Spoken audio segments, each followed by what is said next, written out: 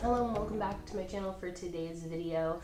My name is Brianna. If you're new, welcome to Simply Social Work. This is the channel where I talk all things social work and mental health. And what I want to do in today's video is take a critical and comprehensive look at the history of social work right here in Canada.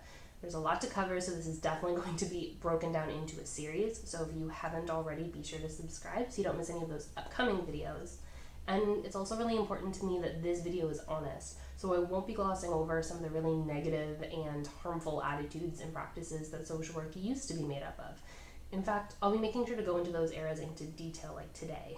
And this video in particular covers some pretty awful stuff. It's difficult to research, it was difficult to learn when I was in school, and it's difficult to talk about. I'm not at all proud of some of our foundations. That doesn't mean I'm not going to admit that they happened. It's important to learn from the mistakes of the past and remember them so that we can always continue to work toward doing better and being better. But let's also keep in mind here that there has been a lot of change in the profession since what I'm going to be talking about. So grab something warm to drink, get comfortable, and let's get started.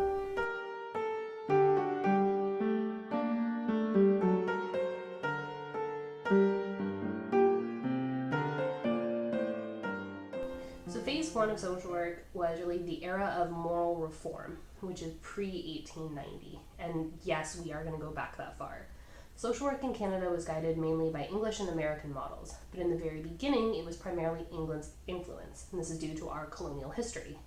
This era saw the rise of the charity movement and the creation of the Charity Organization Society, or COS, which is where we can find the roots of casework and the idea of helping people adjust to their environment. Relief was provided by private philanthropic societies and was usually only provided in exchange for labor. Social work's early foundations were based mainly on Christian ideology and societal attitudes towards people who were experiencing hardships or in a bad situation. These were not great at the time. It was all theoretically based on morality as it was understood back then. The idea was that bad things happened to bad people. If you were poor, there must be a reason, and there must have been something you did to contribute or not contribute to society, either way. So when you requested assistance, a charity visitor would interview you in your home. These visitors were upper-class elites who usually had never experienced anything remotely close to the people that they were assessing. Their job was just to determine if someone was deserving poor or undeserving poor. The difference is definitely messed up, but relatively simple. If you are of good moral character and are only temporarily out of luck due to a shitty situation you couldn't control, and you didn't ask for help directly, you're deserving. Congratulations. If you were deemed to be lazy or morally degenerate, you don't pass go and collect $200. And no, there was not strict criteria to determine any of this at the time. It was based on the discretion of the charity visitor. So the problem with this was there was a lot of paternalistic attitudes and it was very disorganized. Each charity was basically providing support unregulated and independently. It was really chaotic. So the Charity Organization Society, or COS, was implemented in order to promote collaboration and create consistency, which is where we can find the roots of a lot of our model today in terms of, say, regulation and casework. Their main goals were to restore people to a life of self-sufficiency, moral rectitude, and Christian values, to restore the bonds of obligation and understanding between the classes, and to organize and control charity work, aiming for efficiency and communal relations. They believed that if they were to give monetary relief or indiscriminate relief, this would cause people to avoid hard work and create dependency. Unfortunately, this is actually an attitude that we still see today in 2021 going into 2022 in discussions surrounding welfare and financial support systems. This era also saw the creation of settlement houses, where a worker would live in the homes of the poor and provide basic necessities. According to its founder, Canon Barnett, the goal was to bridge the gap between the classes and try to reduce the mutual suspicion and ignorance of one class for the other, and to do something more than give charity. They would make their settlement an outpost of education and culture. This shift in policy is often referred to as the settlement house movement because it became a widely popular approach to addressing poverty and social inequality.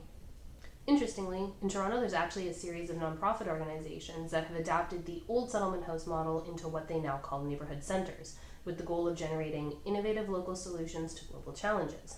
According to their website, the focus is enhancing social participation and creating inclusiveness, opportunity, and mutual support in their communities. It's an interesting example of taking something old and kind of problematic and reshaping it into something that has a lot of potential benefits and positives. The settlement house movement did have some benefits that the COS didn't. Workers involved in these houses tended to advocate for better working conditions and resources, such as health, education, and housing. Many were considered radical for their time, and we begin to see women becoming a lot more involved in work outside of the home for the first time, such as at these settlement houses. An important name during this time is Jane Addams. If you're a student of social work or even social policy, you've heard of her. If you're a future student, trust me, you will memorize her name at some point. Jane Addams founded the Hull House in Chicago in 1889, where William Lyon Mackenzie King, yes, that Mackenzie King, later to become Prime Minister among other things, actually worked there.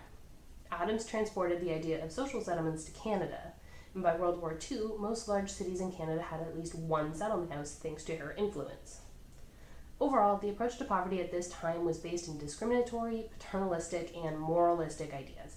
And I say moralistic because really, to me, I don't see how anyone can deny help to those in need or judge them for needing it and still call themselves moral. The two just don't go together for me. But I do recognize that those were the morals and values of that time period, and I'm glad that we have learned from them a little bit at least, but we need to continue doing that because we still see that narrative, and it is problematic for a variety of different reasons. But it was a very laissez-faire approach at the time, which is basically a policy of minimum interference of government in the economic affairs of individual or society as a whole. 9 times out of 10, you were on your own and judged either way. But the COS and settlement house movements were still important because they began what would later turn into the idea of community support and casework as we know it today. It promoted the idea that those with more resources and opportunities, what we now usually refer to as privilege, need to be an active part of their community and look at how to help members who haven't been given what they have. Was their approach great? No, not really. But it was a start, and it's also important to keep in mind that we're viewing this with hindsight. At the time, they truly thought that they were helping based on their views and societal structure.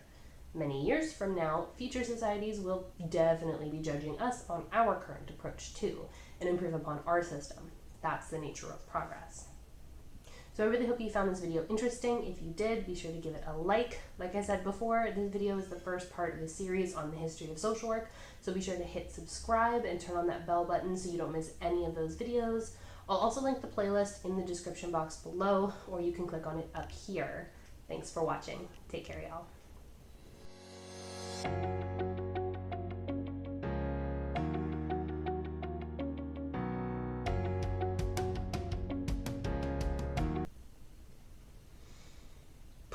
Whatever.